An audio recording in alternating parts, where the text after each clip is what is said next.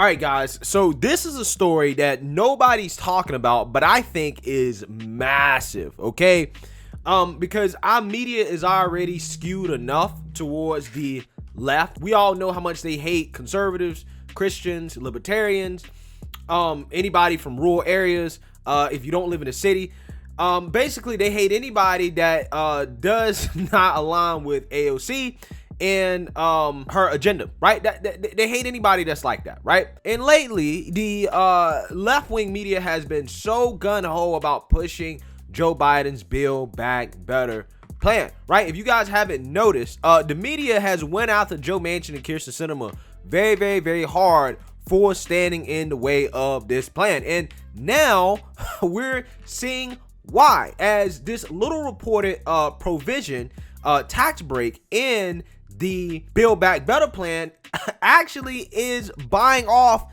these journalists, which makes sense for why they are acting so favorable towards Biden and his agenda. As Democrats push a $50,000 per year journalist tax credit, which sparks GOP media collusion accusations, right? Guys, you heard that. The Democrats are offering the media $50,000 in tax credits, right, per journalist. So taxpayer dollars are being used to fund media that is hostile against conservatives, right? That's what's happening here, guys. And this, in my opinion, perfectly explains why the media has been so cozy towards Joe Biden, because Build Back Better essentially includes buying off the media and the journalists. And guys, this is some dangerous stuff, man, where you have the government openly trying to buy the media, right? Kind of crazy. Democrat efforts to include a special $50,000 per year journalist tax break within President Biden's $3.5 trillion spending package have sparked accusations of, quote, media collusion.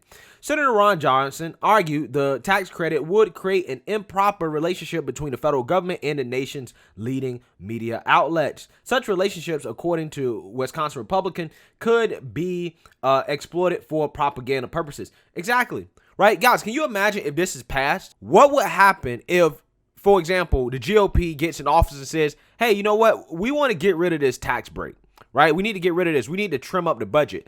Bruh, the media backlash would be incredible, right? It's already pretty bad and slanted against the right.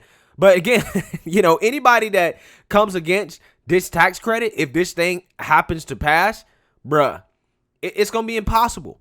It will be impossible. The whole media will be against that person, right?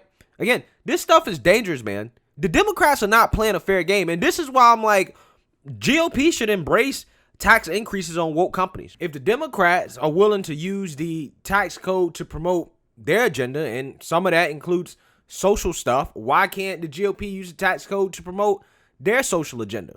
Again, the Democrats, they will use any means necessary to get what they want. And I think it's time for the right to start adopting some of those tactics, right? Which includes using the tax code to incentivize companies to not discriminate against certain people in the name of wokeness, right? Or diversity and inclusion. I think that's fair to ask the GOP to do, considering how, again, look at what the Democrats are doing, right? They have no issues with playing dirty. Not only is this proposal a grotesque waste of taxpayer money, said Mr. Johnson, it would be a dangerous precedent of government collusion with the media. Biden's collusion with the press has already caused enough damage to freedom of speech and freedom of press. Ding, ding, ding, ding, ding. Including their collusion with big tech as well, right? Guys, if it hasn't become abundantly clear, the Democrats literally are trying to control the narrative, right? And they will eliminate anybody that gets in the way of that narrative. It is what it is. Democratic lawmakers within the House and Ways and Means Committee have crafted the tax credit as part of their 881-page proposal.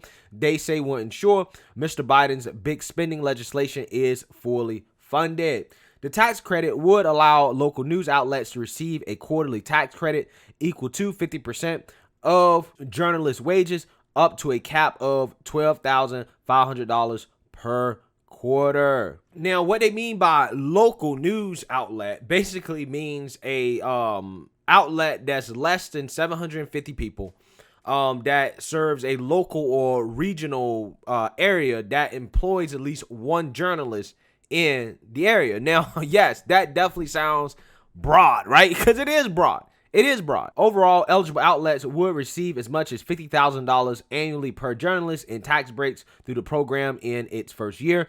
In subsequent years, the credit would drop to 30% of the journalist's wages per quarter.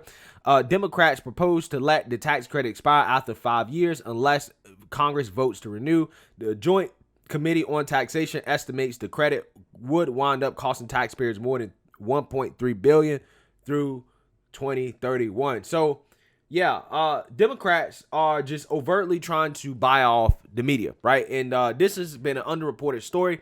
I thought that it would be interesting to share that with you guys as yet another reason why we probably should not support this $3.5 trillion socialist spending package, because there's so much pork in this thing and nobody has read it, right? Nobody has read it. And stuff like this always get put into these bills that has a big impact, but nobody ever knows about it because nobody ever pays attention to it, right? That's why these politicians are so incentivized to pass these massive pieces of legislation, because the lobbyists write the bills. They don't write the bills, right? Lobbyists, they get a dollar sign from the politicians. Spend $3.5 trillion, right? Enjoy the corporate socialism, right? That's what happens off the backs of American taxpayers, okay? There's corporate socialism everywhere. And I wish more people on the right would speak out against this, right? How much the government subsidizes certain industries, okay?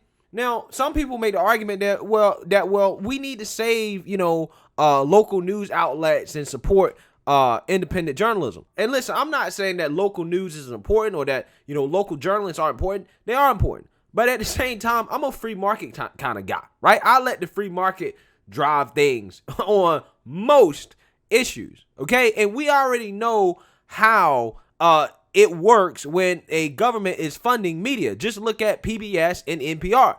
Look how biased they are towards the left. It's not like you're gonna get unbiased news just because the government's funding it. No, that's not what happens. You guys remember NPR basically saying that the Hunter Biden story has been disproved by intelligence, which is the reason why they didn't do it, right? They didn't run it at the time when the Hunter Biden laptop story came out. And then literally, 6-7 months later, they run this gleaming memoir about Hunter Biden and all this and that. Again, that's obvious left-wing liberal bias. And I just don't want taxpayer money going towards that. They can sink or swim on their own, right? Let them sink or swim on their own. That's how I feel about it. Because ultimately, if they get this money, right, this bill passes, they will now become dependent on the government teat, right? So anybody that opposes this, right, is going to be an enemy of the media, right? And essentially, the media will become full-blown Democrat propaganda artists, which they kind of already are, right? But it happens just like what happens to normal people, right? They get stuck on government programs. They vote Democrat forever. They support Democrats forever because they're dependent on the government. And we can't have our media be like that, right? We can't have our media be like that. They're already biased enough as it is. So let me know what you guys think. Make sure you like, comment, and subscribe. Most importantly, share a Black conservative perspective. Peace.